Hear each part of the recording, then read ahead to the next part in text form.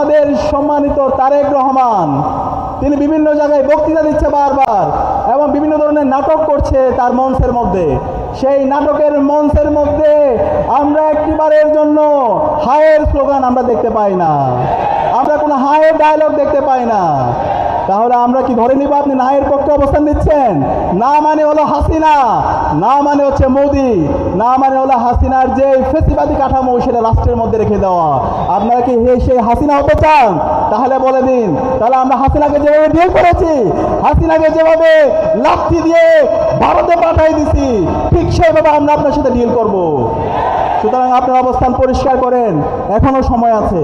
আমরা আশা করব আপনারা আপনাদের অবস্থান পরিষ্কার করবেন। আমরা আপনাদের প্রতি সিম্পিতি আছে।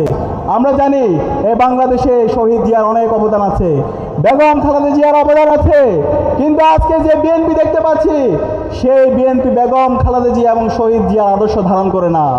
বাংলাদেশপন্থী যে রাজনীতি, সেই রাজনীতিকে তারা আর ধারণ করছে না। তারা সেই ফেসিবাদী যে কাঠামো, সেই চাঁদাবাজি, টেন্ডারবাজি, সন্ত্রাসের রাজনীতি আমরা দেখতে পাচ্ছি। সুতরাং আমরা অনুরোধ করব বিএনপিকে আপনারা নিজেদের মধ্যে সংশোধন করেন, জুলাইকে ধারণ করেন, জুলাইয়ের শহীদদের আকাঙ্ক্ষাকে ধারণ করেন এবং খুব দ্রুত সময়ে আপনারা হায়ের পক্ষে আপনাদের ক্যাম্পেইন শুরু করেন। কিন্তু হায়ের পক্ষে যদি আপনাদের অবস্থান পরিষ্কার না করেন তাহলে 12 ফেব্রুয়ারি পর্যন্ত যেতে হবে না, তার আগে বাংলাদেশের মুক্তিকামী ছাত্র জনতা আপনাদের বিরুদ্ধে গণরায় দিয়ে দিবে।